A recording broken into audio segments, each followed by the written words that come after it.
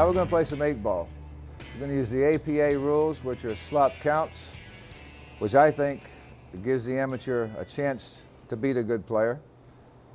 Playing the BCA rules, where you have to call the ball, and no matter what you make on the break, you have your option. It gives a pro a huge advantage over the amateur, and they don't stand much chance of winning a major tournament.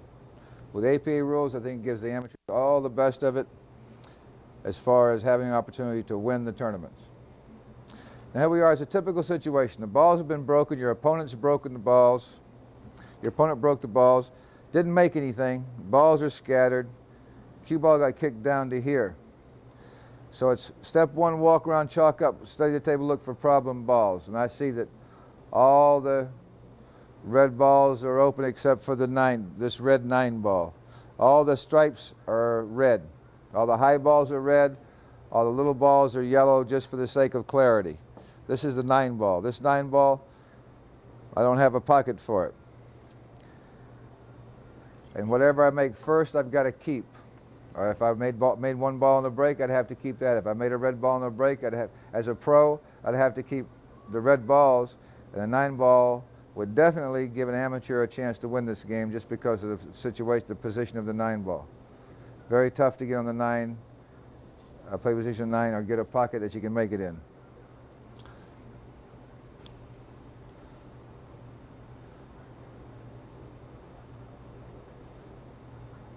I'll make it a little tougher so you can't make the real first shot with a 9 ball.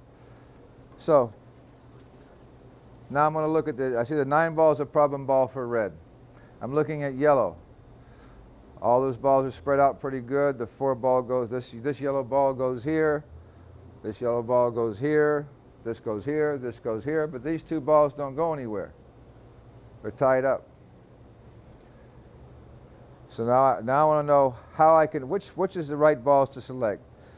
The most important thing in 8-ball, when it's your very first opportunity, if you have the opportunity to select which balls you want high or low, stripes or solids, is ball selection.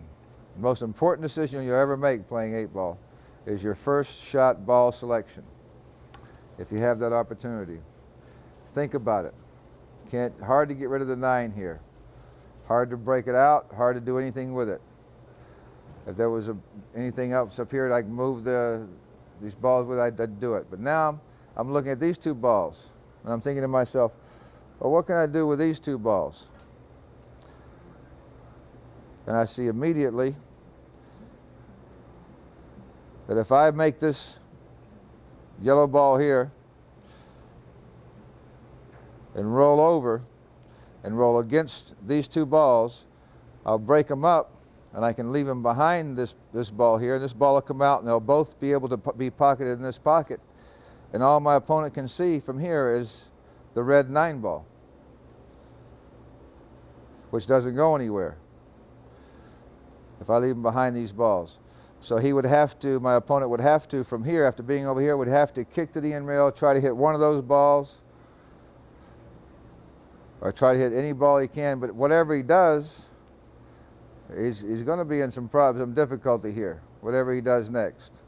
He's going to have a problem. This ball right here also, when I walked around the table, I noticed goes in this corner pocket over here, down here. So even if I was to do this, and he was to give me this yellow ball, or make it for me, or shoot the 9 into the rail and back into it, and from here, from this position here, the cue ball is going to go that way. This ball goes in the corner. It comes out too far. I got this ball in this corner, or that ball in or this yellow ball here. So in my mind, the correct selection here would be to shoot this ball, roll over, break up the 2 balls that yellow has tied up, and leave him a kick shot on those balls, or make him move the 9. And either way, this will give yellow the best of it. So I would shoot this in, roll the cue ball to the rail, hit these balls very easily so I stay behind them, but give them both a chance to go in the pocket. You must get a rail after contact, so you shoot very easily and stay just like that. Now the only thing he can see is nothing up there, APA rules, jump cues don't count. You can't go here. You can't use a jump cue. He's virtually dead shooting that way. He's dead shooting there. Dead shooting at this ball. Got no choice here. He can't bank it.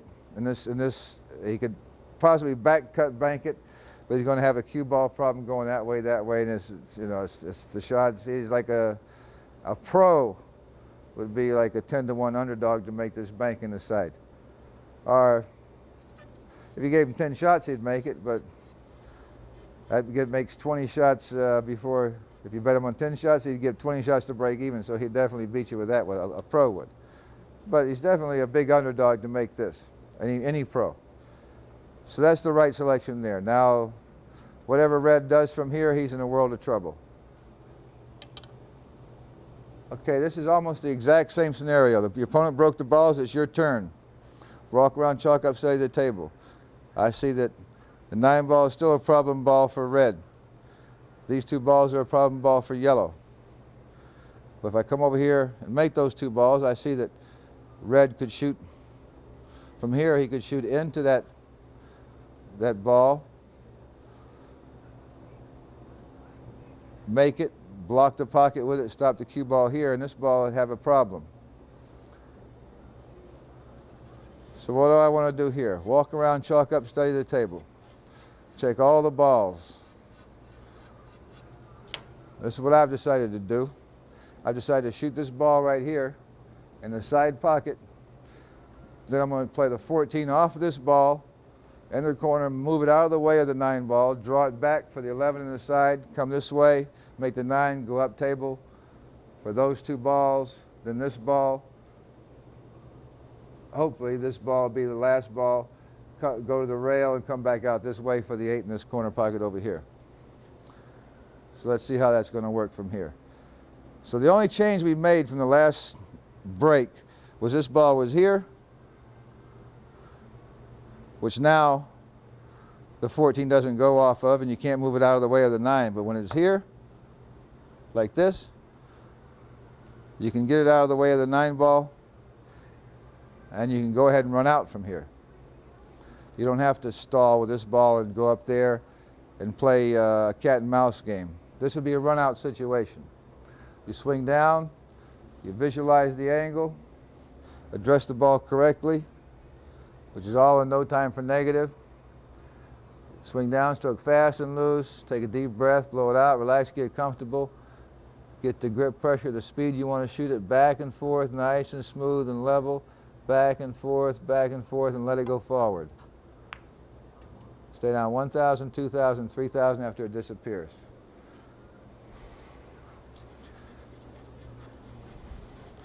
Since I've already established a pattern in my mind, I know what I'm going to do next. I'm going to play the 14 off of this yellow ball right here. I'm going to play this red ball off that yellow ball right here. I'm going to point at where I want to hit it, about half a ball right there. Address it in the air, get the cue ball going straight at that spot. Shoot it with low right-hand English.